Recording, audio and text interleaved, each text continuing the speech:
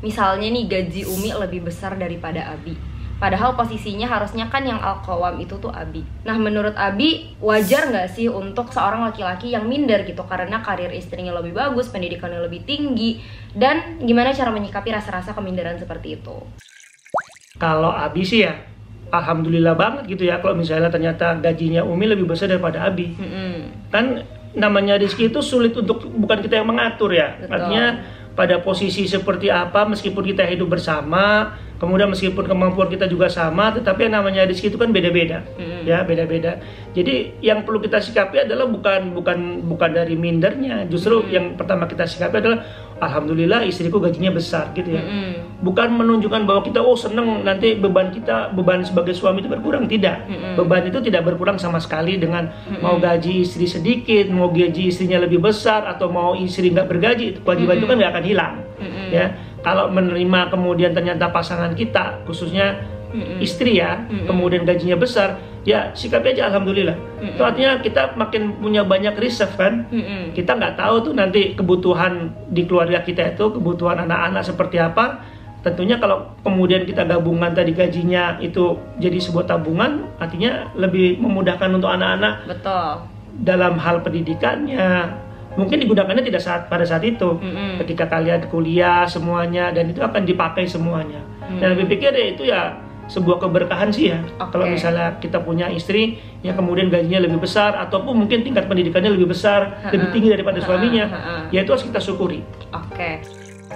Tadi kita ngomongin posisi Abi sebagai suami. Sekarang kita ngomongin posisi Abi sebagai bapak. Sebagai bapak, sebelum kakak nikah, itu kan kakak tuh anak perempuan yang diizinin sama Abi, malah bahkan disemangatin gitu ya untuk kuliah ke luar negeri.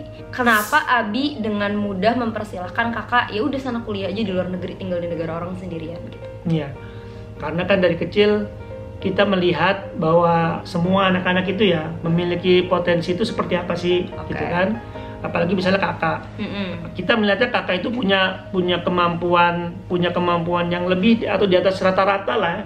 Kita juga melakukan psikologi tes, misalnya tes kecerdasan dan lain-lainnya, rata-rata di atas normal, abnormal tapi di atas normal. Iya. Jadi ya Abi sama Umi menginginkan bahwa potensi yang dimiliki oleh kakak ya itu benar-benar bisa maksimal. Kalau di luar negeri misalnya itu kakak bisa lebih berpotensi, maka itu harus kita kejar dan kita harus dorong, kita dukung terus itu ya. Jadi apa yang diperlukan untuk bisa keluar negeri, kita lakukan. Kursus bahasa Inggris dari waktu SD kan, dan seterusnya disekolahkan di pesantren yang bahasa internasional, bahasa Inggris, bahasa sehari-harinya seperti itu. Dan itu yang membuat Abi sama Umi sih, karena melihat perkembangan terus bahwa ini anak ini insya Allah bisa kok di luar negeri. Dan kebetulan Abi Umi pun juga pernah tinggal di luar negeri dan tahu, khususnya di Jepang ya, yang paling lama di sana, itu sama sekali bukan hambatan buat kakak atau buat Abi sama Umi melepas kakak belajar di luar negeri. Nah terus kan kakak posisinya ini sekarang udah nikah, terus kakak mau lanjut S2. Kemungkinan S2 kakak kan nanti bakal LDM sama Kak Syafiq. LDM, marriage. Menurut Abi pantas gak sih seorang istri itu jauh dari suami demi karir atau studinya?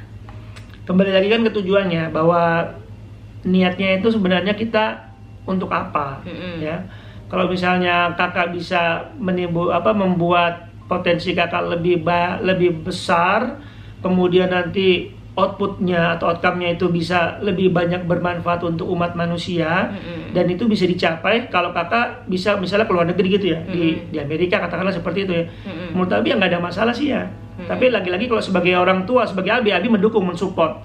Tinggal bagaimana kakak mendiskusikan ini dengan baik dan mendapat izin dari suami sekarang, bukan dari Abi lagi. Betul. Kalau Abi mah cuma doain doang ya, cuma mensupport, mendukung. Kalau selama ini melihat track recordnya itu kakak bisa tetap baik selama kuliah di Jepang, maka kuliah dimanapun atau di Amerika sekalipun itu kayaknya nggak ada bedanya deh. Insya Allah akan bisa juga.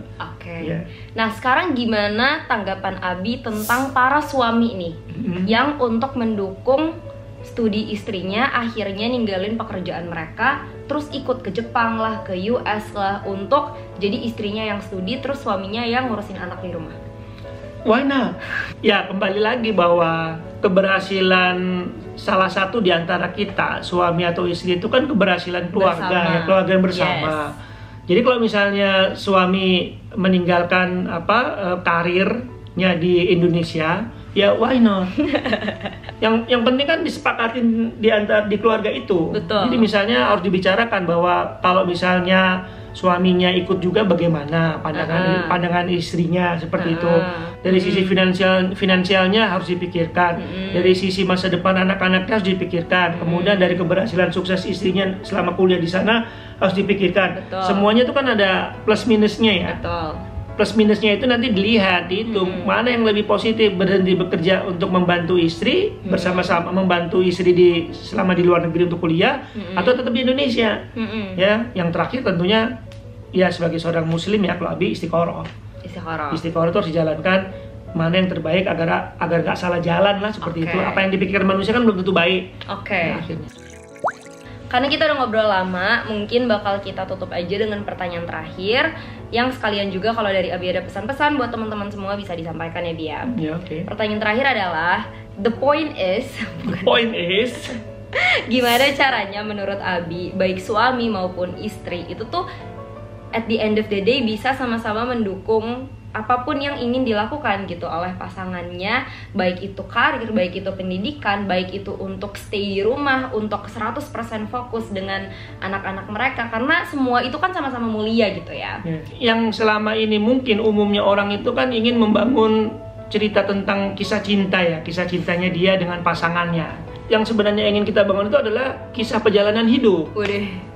Kalau kisah cinta itu umumnya adalah pengen yang romantisan terus gitu ya, yang nggak boleh ada berantem, yang pengennya pokoknya berusaha menunjukkan sesempurna mungkin di hadapan pasangannya. Tapi dalam hidup itu ternyata tidak seperti itu gitu ya, bahwa kita akan banyak menemukan permasalahan-permasalahan di dalam rumah tangga kita sudah menikah. Kita akan menemukan keaslian daripada pasangan kita, ya, yang dulu bicaranya lemah lembut ternyata bicaranya kasar, gitu kan. Dalam perjalanan itu akan muncul itu ya, tentang pendidikan kita, tentang pendidikan istri, tentang pendidikan suaminya, atau tentang karirnya istri, tentang karirnya suaminya, pasangan semuanya, dan itu akan muncul terus seperti itu. Kembali lagi bahwa waktu kita memutuskan untuk menikah itu harus diingat-ingat kembali bahwa tujuannya kita tuh apa sebenarnya. Kalau tujuannya nanti kita mau membangun rumah tangga ini ya, nanti rumah tangga kita tuh maunya rumah tangga yang benar-benar harmonis lah ya.